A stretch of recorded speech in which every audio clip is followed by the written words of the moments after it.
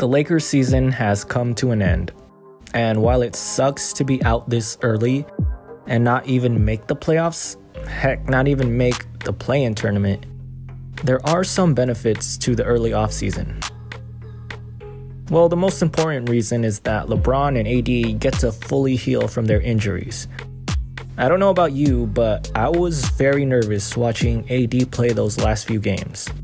Anytime he fell, anytime he stepped awkwardly, I gasped a little. He would be grimacing after every play. You could tell he was hurting, and we definitely don't want him to make the injury worse. Same goes for LeBron, although you couldn't really tell that he was in pain when he was playing because he was putting up the same monster numbers. But still, you don't want a 37-year-old LeBron in year 19 playing on a bad ankle, all for the grand prize of getting embarrassed by the Suns in the first round.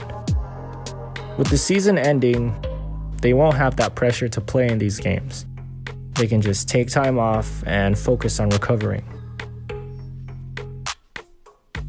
The biggest positive for us fans is that we don't have to watch this team play anymore. We don't have to watch this sorry excuse of basketball. Let's be honest, this season took years out of our lives. It was a level of stress and frustration that I haven't felt in any other season. So now we're out of our misery. Some of you probably stopped watching a while ago, which was the wise thing to do.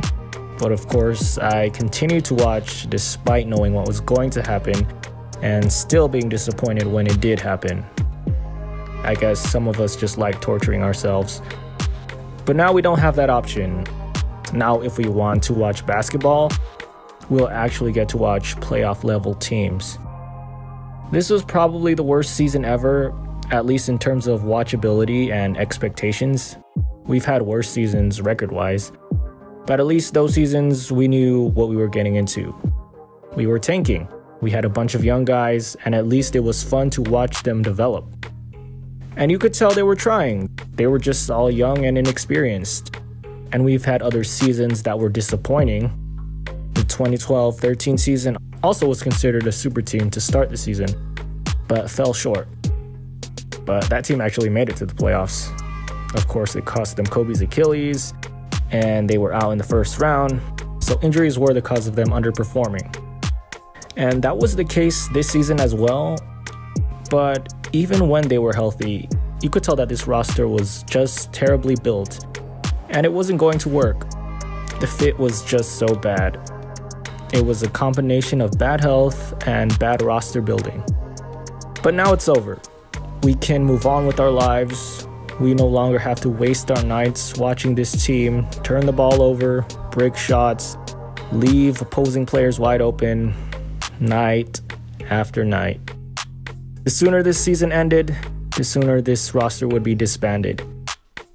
We needed to get rid of this shit show as soon as possible. If they made it in the play-in tournament and made it to the playoffs, the front office may have used that as an excuse to justify their moves. They might just blame it all on the injuries. But clearly it's much more than that, because we saw a handful of games where the team, or at least the stars, were all healthy and they still looked terrible. But now that they didn't even make it to the play-in tournament and ended up the 11th seed, there's no excuse. There's nothing they can really be proud of this season.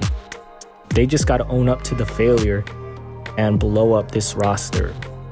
There's no way they show up with this same team or anything close to it next season unless they want the same result. So it does suck to have our team not playing anymore, but there is also a sense of relief. And honestly, whether we miss the playoffs entirely or lose in Game 7 of the NBA Finals, it's all the same thing. It's a season without a championship, and we only play for championships. Anything short of that is a failure.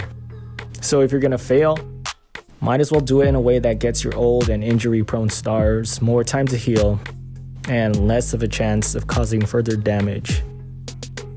Now, missing the playoffs does make a difference for the Lakers organization.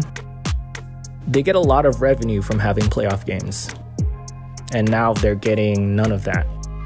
And it's their own fault.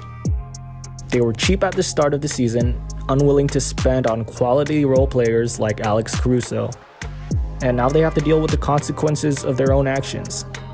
So if they want to make money in the future, they got to be willing to spend it. And spend it in the right way. Hopefully they learn from their mistakes this season. Hopefully they're as sick of how this season went as we are. Hopefully they remember this feeling and try to never have it again.